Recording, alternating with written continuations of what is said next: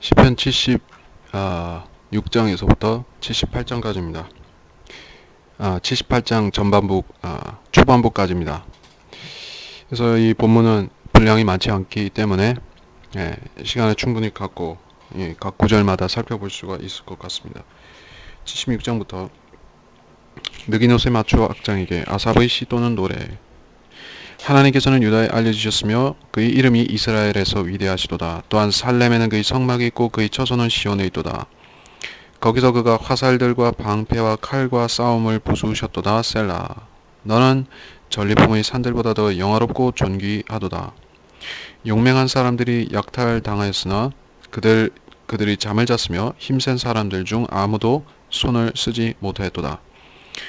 오 야곱의 하나님이여, 주의 꾸짖으심에 병과 말이 다 죽음의 잠에 빠졌나이다. 1절에서 이게 현재 유다에 알려지셨으며 교회 시대에 적용이 안 되는 얘기죠. 지금 유다에 알려져 있지 않으시죠. 하나님께서는, 여호와 하나님께서는 유대인들이 아직 그분을 섬긴다고 말할지 몰라도 하나님께서 육신으로 오신 예수 그리스도를 믿지 아니함으로 인해서 지금 이스라엘 사람들은 하나님을 모르는 것입니다. 알려지셨으며 하는 것은 이 시대에서 다음 시대로 넘어갔을 때 환란 끝에 가서야 알게 될 것입니다. 그 이름이 이스라엘에서 위대하시도다. 이것도 마찬가지로 지금 이 시대에는 이방인들 사이에 주님께서 하나님께서 예수 그리스도로 알려져 계신 것이죠. 그 이름이 위대하게 되어 있으십니다. 유대인들 사이에서가 아니라 이방인, 이 교회에서 주님께서 위대하게 되어 계십니다. 그러므로 우리가 어떤 성경 구절을 이런 성경 구절을 예언적으로 적용해야 되는 이유가 무작정 이것을 교회 시대에 적용하는 아니고 분별해서 우리 시대에 적용할 수 없는 것은 이 대환란과 천년왕국에 적용해야 되는 이유가 여기에 있습니다. 왜냐하면은 억지로 해석하는 것은 하지 말라고 했죠. 억지로 해석하는 것은 그거는 이단 교리를 만들 뿐만 아니라 죄를 짓는 것입니다. 말씀에 대해서 불순종하고 죄를 짓는 것이 되기 때문에 우리는 성경을 억지로 풀어서는 안 되겠다. 2절에서 살렘에는 성막이 있다. 살렘이라는 뜻은 샬롬, 실로와 같은 화평의 뜻입니다. 그래서 살렘은 예루살렘을 줄임말한 뜻이겠죠. 시온도 예루살렘을 뜻하죠. 그러니까 그의 성막, 하나님의 성막과 하나님의 처소가 시온에 있다 이렇게 말씀하시니까 이건 역시 지금 현 시점에 적용할 수가 없는 얘기죠. 거기에는 지금 모슬렘들이 지어놓은 모스크가 있습니다. 이 이삭을 드렸던 그 모리아 산에, 그리고 그 솔로몬의 성전과 스룹바벨 성전과 이 헤롯 성전과 이 성전이 있었던 자리에 지금 모스크가 서 있죠. 근데 이 시대는 이 시대가 바로 이방인들의 때라는 것을 우리가 아는 것입니다. 근데 이방인의 때가 끝나면 주님께서 오시고 예수 그리스도께서 재림하시고 그러면은 그때는 살렘에는 그의 성막이 있고 그의 처소가 시온에 있게 됩니다. 3절에 화살들과 방패와 칼과 싸움을 부수셨다. 자, 이 말씀이 무엇인가? 호세아서 2장 18절, 스가랴서 9장 10절에 나오지만은 화살들은 무기들이 부서지고 적그리스도가 동원한 이스라엘을 없애기 위해서 동원한 무기들이죠. 방패와 칼과 싸움, 그것이 아마게돈 전쟁을 말하는 것입니다. 4절에서 전리품의 산들보다 더 영화롭고 존귀하다. 전리품의 산이 무슨 뜻이냐 하는 것이 두 가지 의미가 있다고 했습니다. 첫째는 실제 산들, 전리품의 같은 뜻으로 먹이를 취하는 야생동물이 있는 그런 숲이 우거진 산들을 말하는 것이죠. 솔로몬 4장 8절에 표범들이 사는 그런 산, 그런 야생동물들이 많이 사는 산들, 그런 산도 이 시온산보다는 위대하지 못하다. 왜 그러냐? 그 시온산에는 주의 성막이 있기 때문에 그렇습니다. 더 영화롭고 존귀하도다. 이렇게 말을 했죠. 이 산에는 성전이 있고 지성소가 있고 언약궤가 있습니다. 그리고 천연왕국 성전이 또 세워질 것입니다. 그래서 실제 문자적인 산들, 그렇게 본 것이 첫째이고, 두 번째는 산들로 상징되는 그러한 세상의 권세들이다, 이렇게 볼 수도 있습니다. 주위 산과 세상의 권세들은 비교할 수 없다. 그 천연왕국 때 그렇게 된다는 것이죠. 지금은 예루살렘이 그렇지는 않지만 앞으로는 그렇게 된다는 것입니다. 5절 6절, 용맹한 사람들이 약탈당했다. 용맹한 사람들은 적그리스도의 편에 있는 그런 용맹한 사람들을 말하겠죠. 그들이 약탈당하고 잠을 잡고 힘센 사람들이 손을 쓰지 못했다.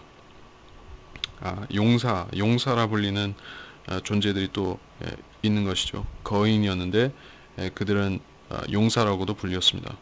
창세기 6장에 나오는 그러한 초자연적인 존재들이 내려와서 만들어낸 그러한 이상한 결합에 의해서 탄생한 거인들이 있었죠.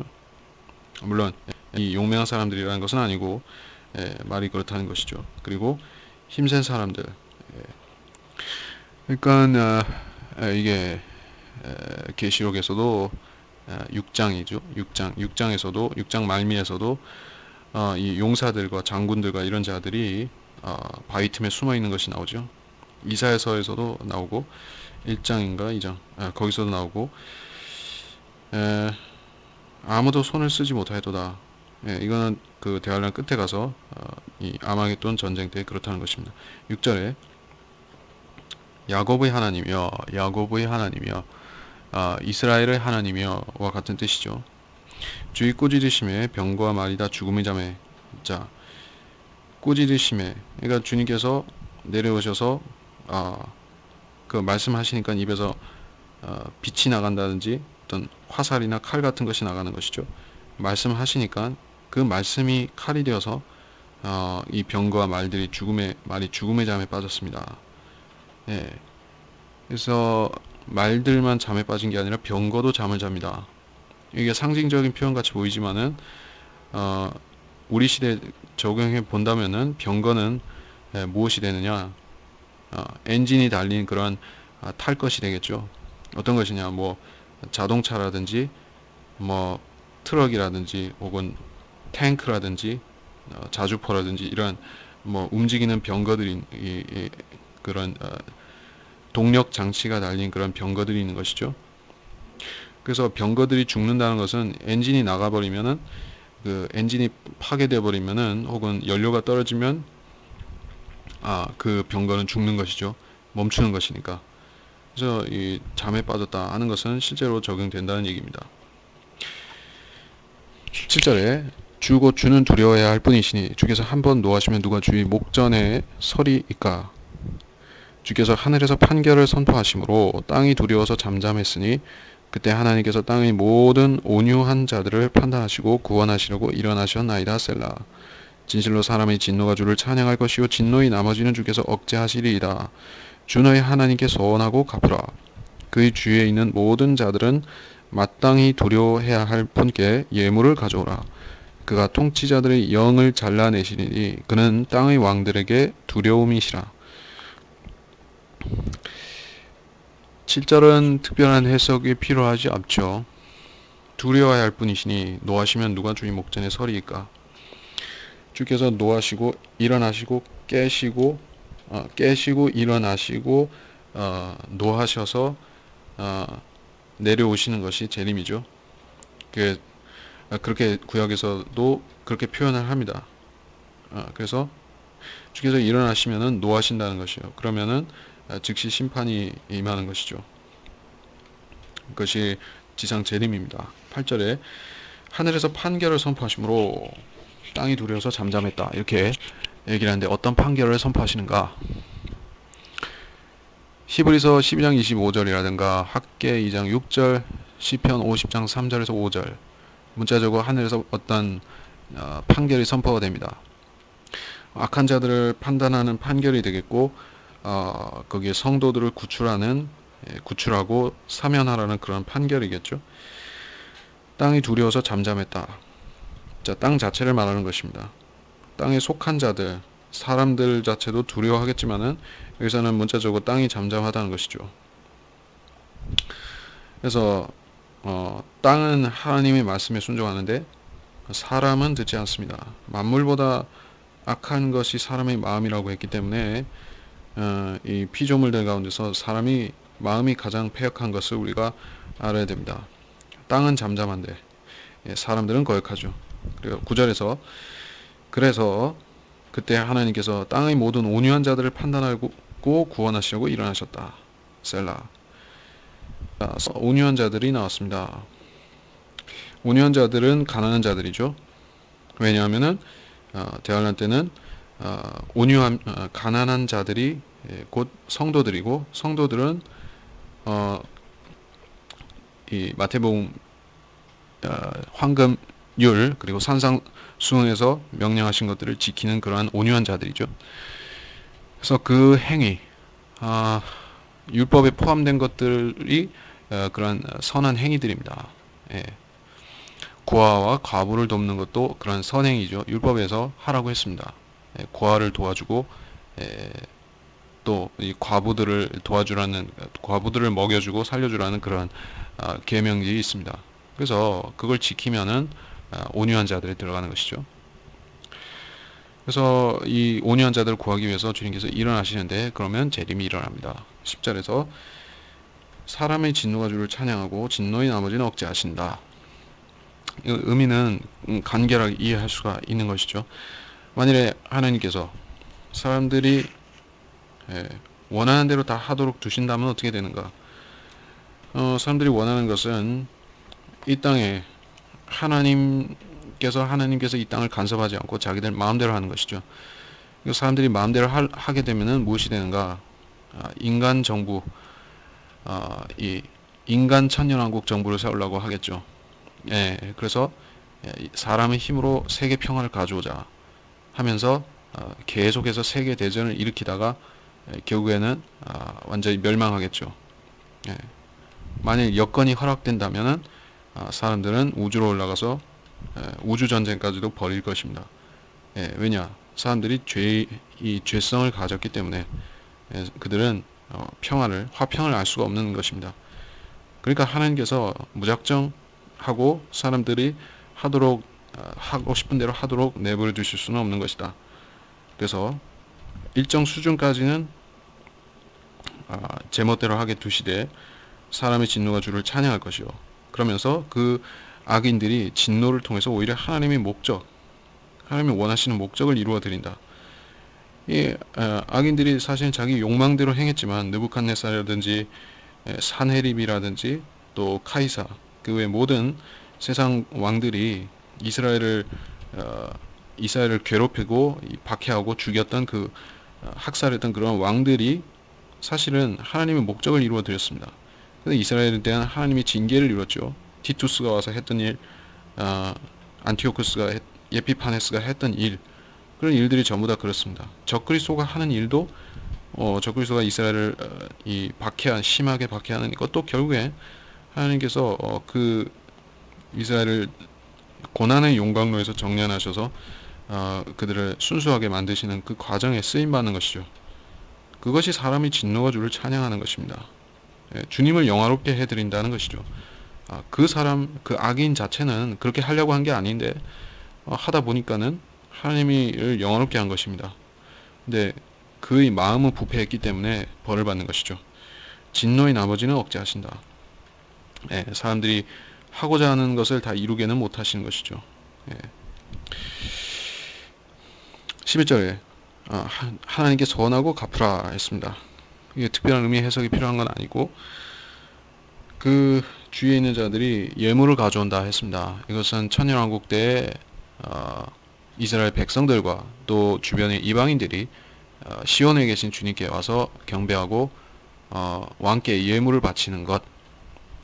이 동방의 현자들이 와서 주님께 이 예물들을 바쳤듯이 이방인들이 올 것입니다. 또 솔로몬에게 에티오피아에서 시바의 여왕이 와서 경배했듯이 예물을 바쳤듯이 또 그렇게 하는 것입니다. 이게 천년왕국 때 12절에서 그가 통치자들의 영을 잘라내신다. 영을 잘라낸다는 것은 사람을 죽인다는 뜻입니다. 죽여버리면 영을 잘라내면 영은 하늘로 가고 예, 사람의 영은 위로 올라가시는 것이고 짐승의 영은 밑으로 내려가는데, 그래서 사람이 죽으면 그렇게 됩니다. 예, 위대한 그래서 주님께서 환란 끝에 오시면은 통치자들은 백성이고 통치자고 모두 두려워 떨겠지만은 특히 이 대환란 때 통치자의 위치에서 있었던 그런 인간들은 얼마나 더 두렵겠습니까? 그들이 혹시 아마겟돈 전쟁에서 죽지 않고 살아남아서 여전히 있다고 하면은 얼마나 두렵고 떨릴 것입니까? 예, 그래서 그 악인들의 통치자, 악인 통치자들이 영을 잘라내신다. 그들을 심판하신다는 뜻이죠. 그러면은 그분께서는 땅의 왕들에게 두려움이 되십니다. 예, 남은 자들이 그걸 보고 두려워 떨겠죠. 77장으로 가서 악장 여두둔에게 아삽의 시, 계속해서 아삽의 시입니다. 1절, 내가 내 음성으로 하나님께 부르짖었도다. 하나님께 내 음성으로 부르짖었더니 그가 내게 귀를 기울이셨도다. 내가 내 고난의 날의 주를 찾았도다. 밤에 내 헌대가 흘러나와 멈추지 아니하였으니 내 혼이 위로 받기를 거절하였도다. 내가 하나님을 기억하고 불안하여 불평하였더니 내 영이 슬픔으로 뒤덮였도다. 셀라. 주께서 내 눈을 깨어있게 붙으시니 내가 너무 고통스러워 말을 할 수가 없나이다.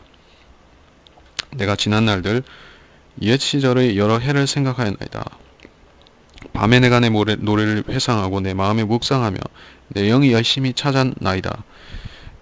자, 이 77장에 와서는 예언적인 주제를 계속 다루고 있습니다. 근데 시점이 1인칭으로 어떤 이 아삽이겠지만 이 화자의 개인적인 묵상으로 돌아와서 예언을 병행하고 있습니다. 근데 조금은 감춰져 있는 느낌으로 얘기를 하고 있죠. 그래서 이 초반은 그렇습니다. 개인적인 간증같이 보입니다. 내가 내 고난의 날에 주를 찾았다. 밤에 헌대가 흘러나왔다. 자, 이런 말을 하고 있습니다. 이것은 앞의 시편에서 그 38장에서 이 지긋지긋한 병으로 고생하는 다윗하고 좀 유관하게 보입니다. 밤에 헌대가 흘러나오고 고통받는 것은 피가 흘러나오거나 혹은 고름이 흘러나오는 것을 말한다고 볼 수가 있습니다. 그러한 지병을 갖고 있는 것이죠. 이게 환란 때에 있을 그러한 극심한 피부병, 욥이 경험했던 그러한 병, 그리고 짐승의 표를 받는 자들도 피부병, 문둥병과 유사한 어떤 피부병에 시달리는 것이죠. 그래서 환란 때의 병과 관련되는 것을 우리가 조금 알 수가 있습니다. 개인적인 간증처럼 보이지만 실질적으로는 욥과 관련되고 욥이 나타내는 대환란 성도와도 관련이 될 수 있는 것이죠. 내가 하나님을 기억하고 불안하여 불평하였다. 하나님을 기억하고 불안하고 불평하다. 이렇게 불평한다고 말하는데 이게 믿는 사람들이 불평한다는 게 우리는 이상하게 생각하지만은 그것은 자주 일어나는 일입니다. 성경에 보면 욥도 그랬고 모세도 엘리야도 히스기야 다윗 이렇게 성도들은 여러 번 불평했고 불평할 때마다 그들은 잠시 실족하기도 했었습니다. 그러다가 자기가 잘못 불평한 것을 알고 해서는 안 되는 불평을 한 것을 알고 뉘우쳤었던 것이죠. 하나님께서 선하시다는 것을 알고 뉘우쳤던 것입니다. 그래서 불평을 하면 안 되지만 사람은 성도들일지라도 구약 성도든 그리스도인이건 성도들일지라도 불평을 자주 합니다. 사람의 마음의 중심에는 그것이 있습니다. 육신을 입고 있기 때문에 자기 육신의 뜻대로 되지 않으면은 참을성이 없고 또 당장 위기가 닥치면은 영적인 것을 잘 못 보기 때문에 물론 그리스도인은 영적인 것을 볼 수 있는 안목도 받았지만 그것은 지속적으로 주님과 영적으로 성령을 안에서 기도하고 교제가 있어서 그렇게 쭉 머물러 있으면 상관없는데 잠시라도 육신적인 상태에 빠지면은 또 불평을 하는 것입니다. 자, 여기서 이 화자는 특별히 이 육신이 아주 끔찍한 그러한 질병에 시달리고 있기 때문에 더욱 육신적인 상태, 더욱 그 육신에 집착하는 상태에 되어 있습니다. 그래서 이렇게 불평을 하는데 무슨 불평이냐? 내용이 슬픔으로 뒤덮였도다 셀라. 셀라가 나오니까는 이게 환란 때 그 이스라엘 백성들이 고통, 고난, 그들이 그러다가 결국에는 불평까지 하는 그런 모습을 우리가 볼 수가 있는 것이죠. 4절에서 주께서 내 눈을 깨어있게 붙으시니. 자, 이게 참 곤란하고 참으로 난감하기 이를 데 없는 일을 경험하고 있습니다. 사람이 아무리 큰 고난과 시련을 이런 걸 겪더라도 잠을 자면은 회복이 될 수가 있습니다. 그래서 가장 잔인한 고문이 사람이 잠을 자지 못하게 이렇게 잠을 못 자게 하는 고문이 가장 힘들다고 하는 것이죠. 사람이 결국에는 잠을 못 자게 하면 거의 미치는 수준까지 갈 수가 있는 것입니다. 그래서 헌대가 흘러나와 고통을 받기 때문에 잠을 잘 수가 없습니다. 잠을 뒤척뒤척하고 계속해서 밤에 잠을 이루지 못하는 것이에요. 그러다 보니까 너무 고통스럽기 때문에 말도 잊어버린 것입니다. 실어증에 걸려버린 것이죠. 이 겪을 수 있는 것은 다 겪고 있습니다. 그래서 환란 때 이스라엘 남은 자들의 이러한 기가 막힌 상태, 그러한 고난 중에서 끔찍한 고난 중에서 그들이 그 기가 막힌 상태를 우리가 이렇게 볼 수가 있습니다. 그리고 개인적으로는 다윗이 질병 중에 있을 때도 일을 했었습니다. 그래서 다윗이 고난받는 이스라엘의 한 모델로서 선정이 된 것이죠. 6절에서 5절에서 옛 시절의 여러 해들을 생각하였나이다. 이렇게 잠을 못 자다 보니까는 결국에 과거를 회상하게 됩니다. 좋았던 과거를 회상하게 되는 것이죠. 사람이 고통 중에 있을 때 나타나는 전형적인 어떤 반응들, 행동하리라고 생각하리라고 예측되는 것들을 그대로 하고 있죠. 그래서 여기서 이 사람은 아주 자연인이고 자연인 중에서 자연인이죠. 물론 성도들도 우리도 육체를 가진 그런 사람인 이상에는 자연인의 패턴을 어느 정도 따를 수밖에 없지만은 그렇지만 우리가 여기서 교훈을 얻을 수가 있죠. 어디서 회상을 한다 하는데 무엇을 회상했냐? 단지 내가 과거에는 건강하고 힘있고 정말 행복하게 살았었는데 하는 그런 꿈을 꾸고 있는 것인가 하면 그것은 아닙니다. 이 6절에 보니까는 내 노래를 회상하고 내 마음에 묵상하며 뭔가를 열심히 찾고 있습니다. 무엇을 찾는가? 자기 성찰을 하고 있는데 이 밤의 노래라는 것이 무엇이냐 하면은 이 하나님을 찾는 노래입니다. 그리고 이 새 노래입니다. 시편 33장 3절, 40장 3절에 나오고 욥도 이 노래를 욥기 35장 10절 이렇게 불렀었습니다. 침상에 누워 있게 되면은 누구든 이 노래를 부를 수밖에 없게 됩니다. 하나님을 찾는다는 얘기죠. 몸이 아프기 때문에 그때 비로소 큰 소리로 하나님을 찾는다는 얘기입니다. 이걸 모범적으로 실천했던 어떤 질병 때문이 아니지만 착고에 채워서 감옥에 갇힌 매 맞고 감옥에 갇혔을 적에 바울과 실라는 거기서 빌립보에서 감옥에 갇혀서 이 노래를 불렀었던 것을 우리가 사도행전 16장 25절에서 찾을 수가 있습니다. 그래서 7절에 와서 주께서 영원히 버리실까? 더 이상 은총을 베풀지 아니하실까? 그의 자비가 영원히 그쳤는가? 그의 약속이 영원 무궁토록 이루어지지 못할까? 하나님께서 은혜 베푸심을 잊으셨는가? 그는 노하심으로 온유한 자비들을 닫으셨는가? 셀라. 또 내가 말하기를 이것이 나의 나약함이라 했으나 나는 지극히 높으신 분의 오른손의 연수들을 기억하리이다. 내가 주의 일들을 기억하리니 반드시 내가 옛날의 주의 이적들을 기억하리이다. 또 내가 주의 모든 역사를 묵상하고 주께서 하신 일들을 말하리이다. 영원히 버리실까? 이 나왔는데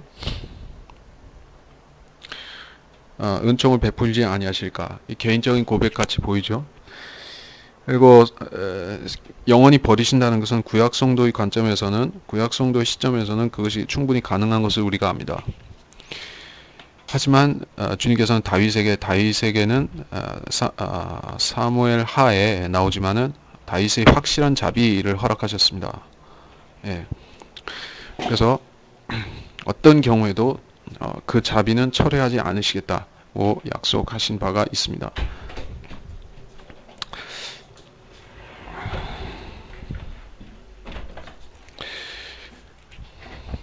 그래서 그의 확신한 자비는 사무엘하 7장 15절 거기에 나옵니다. 예레미야서 33장 26절에도 나오고 8절에서 그럼에도 불구하고 잠시 그분의 자비가 영원히 그친 것 같이 보이는 때가 옵니다. 그것이 바로 야곱의 고난의 때로서 이때는 정말로 하나님의 자비가 영원히 그친 것 같이 생각이 됩니다. 이스라엘 백성은 그렇게 생각할 수밖에 없죠. 예레미야 시대에도 그러했습니다. 영원히 끝난 것 같이 여겨졌습니다. 9절에 은혜 베푸심을 잊으셨는가? 이게 원망하는 것은 아닙니다. 고난이 극심하기 때문에 절망 가운데서 이렇게 말하는 것이죠. 노하심으로 온유한 자비를 다 드셨는가? 셀라. 이 환란이 가장 극심한 지경에 이르렀을 때 이런 탄식과 기도와 이런 원망 섞인 그리고 자조적인 기도를 하는데 고난 중에서 기도하기 때문에 이것은 죄를 짓는 것은 아니죠. 은혜 베푸심을 잊으셨는가? 이런 것은 고난 중에 워낙에 극심한 대환란의 고난 중에 있는 자의 기도다 하는 것을 알 수가 있습니다. 10절에 와서 나의 나약함이라 이렇게 얘기합니다. 육체의 병 앞에서 말한 그 병을 말하고 영적인 나약함도 같이 있습니다. 그래서 이 성도들도 육체적인 나약함, 영적인 나약함이 같이 오면은 쓰러질 수가 있습니다. 거의 쓰러질 수 있고 쓰러지기 직전에 버티다가 회복되기도 합니다. 그래서 나약하더라도 계속 증거하기로 이렇게 결심을 합니다. 나는 지극히 높으신 분의 오른손의 연수들을 기억한다. 이렇게 하기 때문에 증거자로서의 책무를 계속하겠다. 대환란 때 하나님의 이름을 나타내고 증거한 일을 계속하겠다 하는 얘기를 하고 있습니다. 내가 주의 일들을 기억하리니 반드시 내가 옛날의 주의 이적들을 기억하리라. 자, 이게 무슨 말인가? 옛날에 행하신 일들을 이제 언급할 것이라는 예고를 하고 있는 것이죠. 옛날은 언제죠?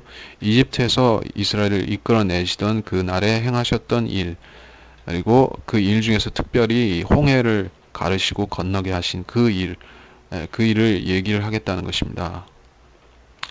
그 일로부터 시작해서 그 뒤에 놀라운 일들이 많이 일어났었던 것이죠. 그 사건들을 쭉 묘사하는 것이 이제 78장에 나올 것입니다. 13절부터 하나님의 주의 길이 성소에 있으니 누가 우리 하나님처럼 그렇게 위대한 하나님 이리이까? 주께서는 이적들을 행하시는 하나님이시니 주께서 백성들 가운데서 주의 능력을 선포하셨나이다. 주께서는 주의 팔로 주의 백성들인 야곱과 요셉의 아들들을 구속하셨나이다. 셀라. 주의 길이 성소에 있으니 누가, 그러니까 우리 하나님처럼 이렇게 얘기를 하면서 주의 길과 성소를 얘기하니까 이제 이스라엘 민족 그들의 이 땅의 성소와 관련해서 얘기를 하고 그들이 하나님을 기다리고 두려워한다 이 얘기를 하고 있기 때문에 이 환란 때의 교리와 관련해서 얘기를 하고 있습니다. 그리고 환란 때 주님께서 행하시는 위대한 일을 같이 얘기하고 있습니다. 개인적인 간증에서 민족적인 간증으로 넘어갔죠. 환란 때 이스라엘의 소망은 주님께서 오셔서 용사처럼 일어나셔서 이제 심판하시는 것을 간절히 원하는 그런 중에 있습니다. 14절에 주께서는 이적들을 행하시는 분이시다. 마찬가지로 이 홍해를 건너신 이적, 이집트 군대를 무찌르신 그 이적을 또 행해 주시라. 이런 간절함을 담아서 이 말씀을 나오고 있는 것입니다. 15절에 주의 백성들인 야곱과 요셉의 아들들을 구속하셨다. 주의 팔로 이렇게 말씀하고 있는데 주의 팔은 예수 그리스도를 말하는 것이고 주의 오른손도 예수 그리스도 10절에서 그랬었고요. 어, 주의 오른손은 연수들이라고 했으니까 예수 그리스도께서 이 이스라엘 백성을 구약시대에 인도하셨다. 예, 주의 천사로서 인도하셨던 그 역사들을 회고하는 것이었고 여기서는 또 주의 팔로 이 홍해바다에서 예수 그리스도를 통해서 홍해바다에서 그들을 구출하셨다. 예, 그 얘기입니다. 그러니까 알고 보니까 그게 여호와 하나님께서 하신 일들이 사실은 주 예수 그리스도께서 하신 일들이었다라고 그들은 마침내 깨달은 것이죠. 환란 때 유대인들이 그것을 깨달았다는 것입니다.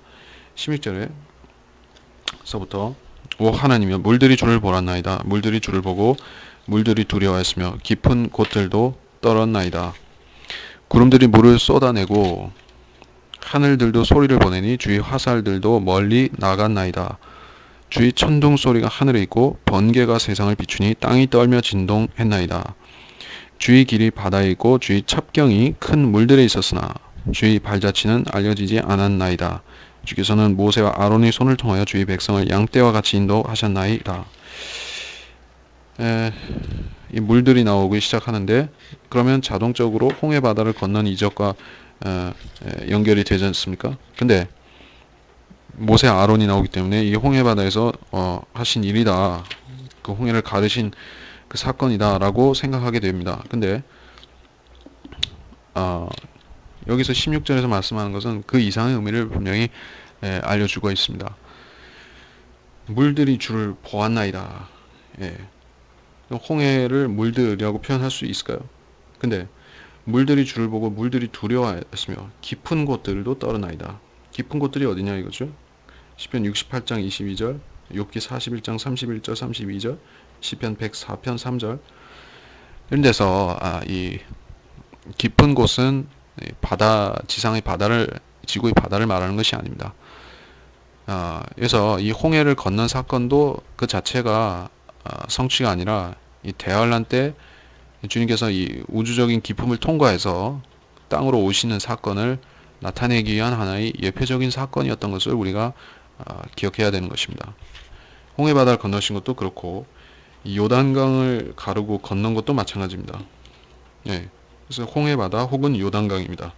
그래서 우리가 찬송가에서 요단강 건너가 만나리 하는 찬송가가 그것이 재판이 여호수아서에서 요단강을 가르고 팔레스타인 땅으로 진군에 들어갔던 그 사건하고도 관련이 되고 그러니까 결국에 이 하늘에는 요단강이든지 아니면 홍해든지 하는 그런 큰 물이 있는 것이죠. 그거를 건너지 않으면은 하늘로 갈 수가 없다 하는 의미로서 그렇게 요단강이라고 얘기했습니다. 17절에 와서 구름들이 물을 쏟아낸다. 이 구름들은 보통 구름이 아니라 빛나는 구름이고 주님께서 오실 때 그를 두르고 혹은 그를 감싸고 오는 그런 특별한 구름인 것이죠. 그 구름은 비를 담고 있는 비구름입니다. 비가 내리는 구름이요. 비 없는 구름은 좋지 못한 것입니다. 비 없는 구름은 사기꾼들이 이 거짓 선지자들이 몰고 오는 것이 비 없는 구름입니다. 은사를 거짓된 은사를 자랑한 자는 비 없는 구름과 같다. 말씀이 있죠. 근데 주님이 오시면은 그 구름에는 비가 있습니다. 그래서 막 비가 내리는 것이죠. 하늘들도 소리를 보내니 하늘들이 소리를 보내는 것은 거기서 천둥 소리 같은 무슨 소리가 나는데 단순한 천둥이 아니라 말하는 천둥 소리. 주님께서 천둥 소리 같은 음성을 바라신다는 뜻이 되겠죠. 주의 화살들도 멀리 나갔나이다. 화살들은 하박국 3장 11절, 시편 18장 4절에서 주님께서 실제로 화살같이 자신의 말씀을 무기로 쏘아내시면은 이것이 전쟁 무기가 되어서 적들을 죽이는 것입니다. 18절에 주의 천둥 소리가 하늘에 있고 천둥 소리 계속 나오죠. 이 천둥 소리 말하는 천둥 소리 주님의 음성입니다. 번개가 세상을 비추니 자 번개처럼 주님 오시죠.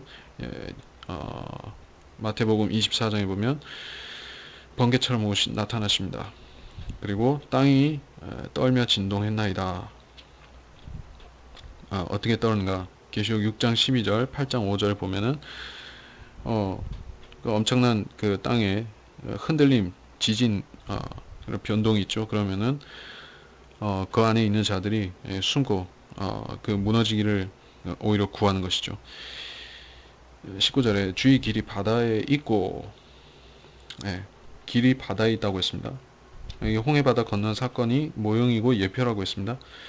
그러면은 실제로 기품을 건너게 되면은 거기 길이 생기는 것을 우리가 알 수가 있습니다. 주의 첩경이 큰 물들에 있었으나 주의 발자취는 알려지지 않았다.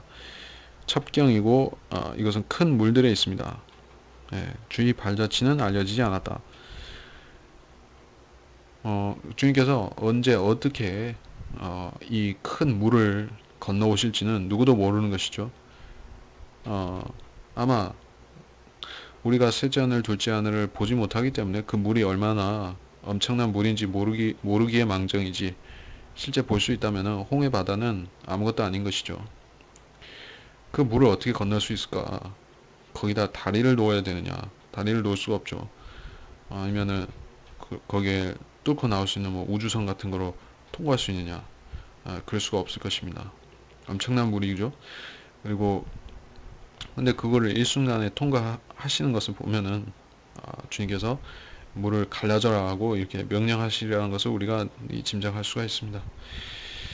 그렇게 되면 이 갈릴리 바다를 이 폭풍을 잠잠케 하시는 주님께서 역사하셨듯이 이 그 흉흉한 그 물도 잠잠해지고 이 갈라져서 건너게 되는 것이죠. 20절에 와서 모세와 아론이 손을 통해 인도하셨다. 양떼처럼 인도하셨다. 예, 이 양떼는 이스라엘의 양떼를 말하는 것이죠. 그래서 주님께서 100마리 양 중에서 한 마리 양을 잃어버린 그 비유를 말씀하실 때도 그랬고, 누가복음에서 양이라는 그리고 요한복음에서도 내 양이라고, 내 양은 내 음성을 듣는다 말씀하신 이 양들도 그렇고, 일단 1차적으로는 이스라엘 집의 양떼들이 양입니다. 우리 이방인이 양이 되는 것은 신약시대에 와서 그렇게 된 것입니다. 78장에 와서 아삽의 마스킬 온 내 백성들아 내 법을 경청하고 내 입의 말에 너희 귀를 기울일지어다. 내가 입을 열어 한 비유로 난해한 옛 말들을 말하니 그것은 우리가 들었고 알았으며 우리 조상들이 우리에게 말했던 것이라. 우리가 그것들을 그들의 자손에게 숨기지 아니하고 오는 세대에게 주를 찬양함과 그의 능력과 그가 행하신 경이로운 일들을 전하리로다. 그가 한 증거를 야곱 안에 세우시고 이스라엘 안에 율법을 정하셨도다. 이는 우리 조상들에게 명령하시어 그들의 자손들에게 알리도록 하신 것이니 이는 오는 세대 곧 태어날 자손들에게 그것들을 알게 하려 하심이라. 그들은 일어나 그들의 자손들에게 그것들을 선포해야 하리니 이는 그들로 그들의 소망을 하나님께 두게 하고 하나님의 역사하심을 잊지 아니하며 오직 그의 명령들을 지키게 하여 그들의 조상들처럼 완고하고 거역한 세대 곧 그들의 마음이 정직하지 못하며 그들의 영이 하나님과 더불어 견고하지 못한 세대가 되지 않게 하려 함이라. 이 78장은 이스라엘 민족의 역사를 묘사하고 있습니다. 서술하고 있습니다. 그래서 유대인을 대상으로 했다는 것이 교리적으로 명백한 것이죠. 그리고 2절에서 보면은 난해한 옛말들을 비유로 한다. 이렇게 비유로 되어 있습니다. 비유로 되어 있으면은 우리가 이거를 문자적으로 적용하면서 이 비유들을 그 의미는 비유대로 풀어야 되는 것이죠. 이 역사가 비유라는 것이 아니라 역사를 비유로 담아서 했다. 이게 그 말입니다. 4절에서 우리가 그것들을 그들의 자손에게 숨기지 않는다. 진리를 대를 이어 연속해서 전하도록 한다는 뜻인데, 하나님께 관한 진리가 그렇게 전해져야만 된다. 우리한테 전수된 은혜의 복음도 그렇게 신실한 사람들의 입술과 또 그들의 펜을 통해서 대대로 끊어지지 않고, 그렇죠? 이 복음의 진리가 은혜 복음이 진리가 끊어지면 큰일이 나는 것이죠.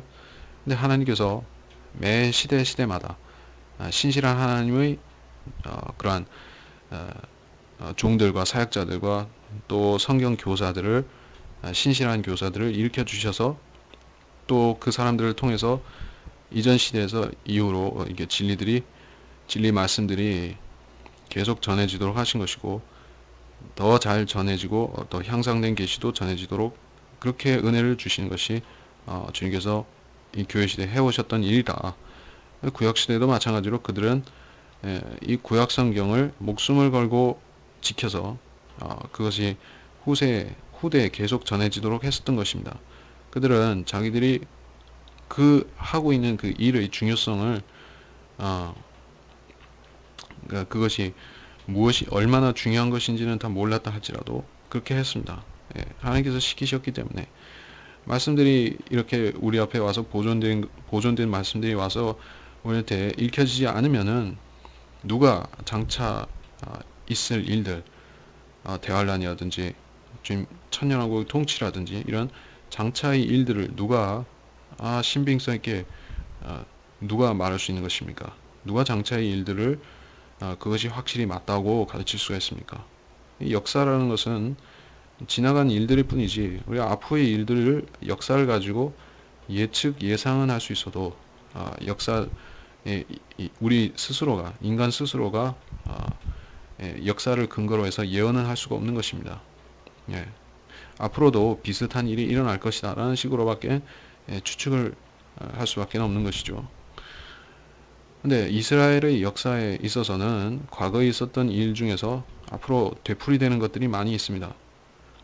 이 민족 자체는 하나의 예언의 지표, 이스라엘 자체가 하나의 예언의 지표인 민족이라고 우리가 보는 것입니다. 그래서 복음서에서도 그렇고 구약의 역사도 그렇고 많은 것들이 앞으로 이 대환란 때도 되풀이되는 것들이 있습니다. 그가 행하신 경이로운 일들을 전한다 이렇게 했습니다. 사도 바울도 같이 그렇게 자신에게 맡겨진 경이로운 일들을 전했습니다. 디모데후서 2장 2절, 고린도전서 4장 1절 2절 5절에서 그들의 자손들에게 알려지도록 하셨다. 신명기 11장 19절 20절 4장 9절 그리고 17장 18절 19절 왜 그렇게 하셨는가? 오는 세대에게 알려주도록 하려고 하셨던 것입니다. 그래서 우리가 조상들로부터 이렇게 하나님께서 행하신 기이한 일들을 듣고 자란 민족과 전혀 상관없이 우상 숭배자 혹은 하나님을 알지 못하는 그러한 민족들로서 자라난 자들과 차이가 있겠죠. 무슨 차이가 있어요? 하나님을 두려워함에 있어서는 차이가 있는 것이죠. 근데 지금 보면은 이스라엘 백성은 이 전수되는 것이 상당히 기간 2000년 동안이나 하나님을 두려워함이 끊어졌습니다. 그들이 하나님을 두려워하는 것은 두려워해서가 아니라 조상들의 유전과 전통을 가지고 그걸 존중하고 두려워하는 것이죠. 그래서 잘못되어 있는 것입니다. 근데 그것이 그 과정이 회복되는 것이 이 환란 때 가서야 그들은 그 조상들의 참 전통이죠. 하나님 말씀을 두려워하는 그 전통을 회복할 것입니다. 그러면 그때는 그들은 말씀을 두려워하게 되고 그래서 하나님의 말씀과 명령들을 지키게 되는 것입니다. 성전을 짓고 희생제를 드리고 또 주님께서 그들에게 명하신 것은 무엇이라도 환란 때 지키라고 하신 말씀들도 찾아내서 지키고 그렇게 이 믿음과 행위를 통해서 그들은 거룩하게 되고 또 인정받는 믿음이 되어서 또 하나님께서 그들을 다시 세워주시는 명분을 만들 것입니다. 그래서 이스라엘의 회복이 결국엔 과거를 모르는 자는 미래가 없다 하는 데서 우리가 이스라엘이 어떻게 회복되는가를 우리가 알 수가 있는 것입니다. 자기 조상들의 날들에 대해서 하나님께서 행하신 고마운 일들을 깨달으니까 그들은 완고한 마음이 그들의 녹아지고 회복되는 것입니다. 그들의 영이 하나님과 더불어 견고하지 못한 세대, 그러한 세대가 있습니다. 환란 때 나타나는 악인들의 세대, 그들에 동참하게 되면 그들은 경고하지 못한 세대로서 멸망하게 되는데, 그러나 그들이 하나님께 마음을 맞추면, 하나님께 마음을 들이면 그때는 그들이 왕관 세대가 되지 않고 주님께서 회복시켜 주시는 온유한 자들의 세대, 거기에 들어가서 구원을 받는 것이죠. 네, 이렇게 해서 이번 시간의 본문은 길지 않았습니다.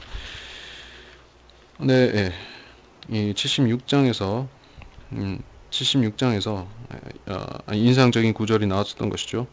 아마겟돈 전쟁을 직접적으로 묘사한 재미난 구절이 있었습니다. 병거와 말이 잠에 빠졌다. 우리가 기억해 둘 필요가 있을 것입니다. 그러니까 사람들이 성경에 어디 자동차가 나오느냐? 하는데 병거가 원래 현대의 자동차는 이 모터가 달린 병거죠. 말이 끄는 대신에 모터가 달렸습니다.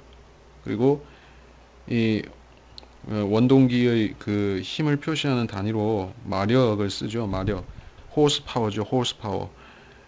기계 장치들이 쓰는 모든 엔진들의 그 힘을 동력을 표시하는 단위가 마력, 호스 파워라는 것도 재미난 일입니다.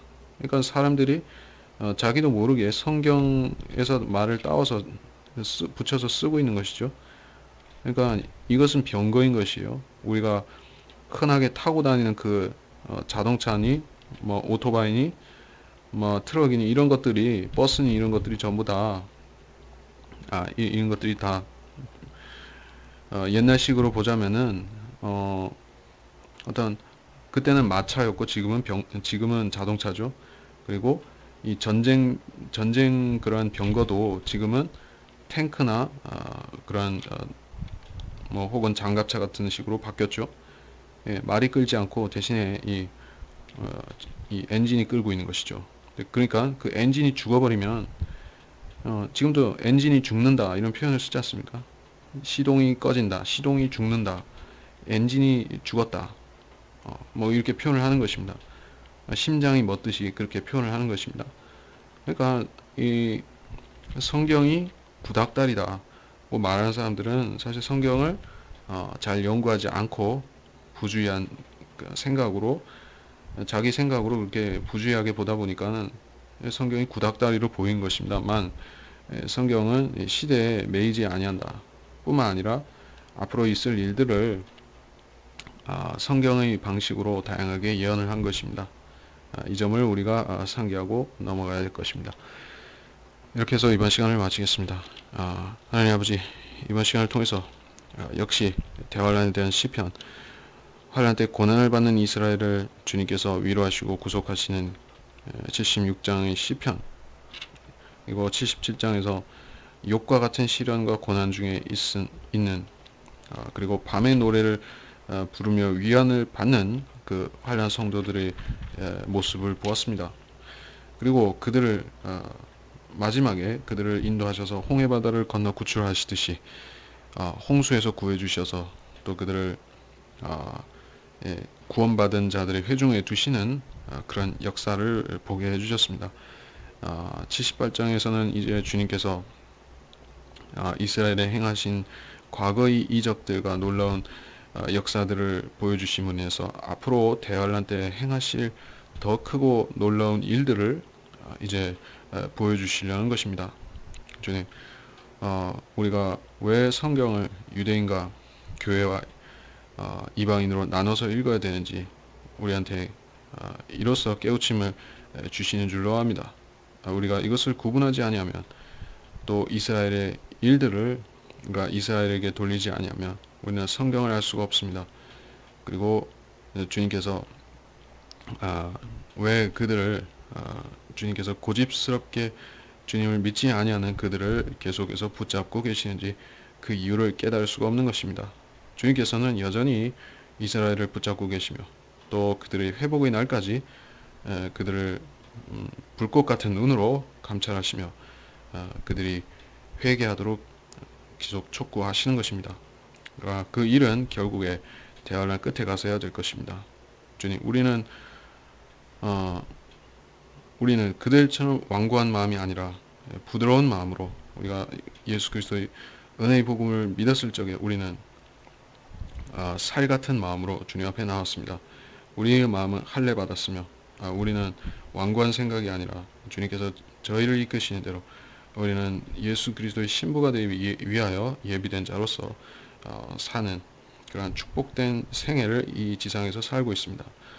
우리가 받은 것과 또 이스라엘이 받은 선물이 얼마나 그 영광의 비중이 얼마나 다른 것입니까? 이로 인해서 우리가 성경을 이렇게 비교하고 대조하며 읽음으로써 우리 자신의 은혜와 우리가 주님으로부터 받아 누리는 축복을 더욱 많이 깨달을 수가 있는 줄로 압니다. 그리고 우리가 받은 은혜를 더욱 되새겨보며 감사할 수 있게 해주시고 이 성경 공부를 통해서 우리가 그러한 생각들, 그러한 감사들이 더 많아지게 해주시기를 원합니다. 감사드리며 위대하신 주 예수 그리스도의 이름으로 기도합니다. 아멘.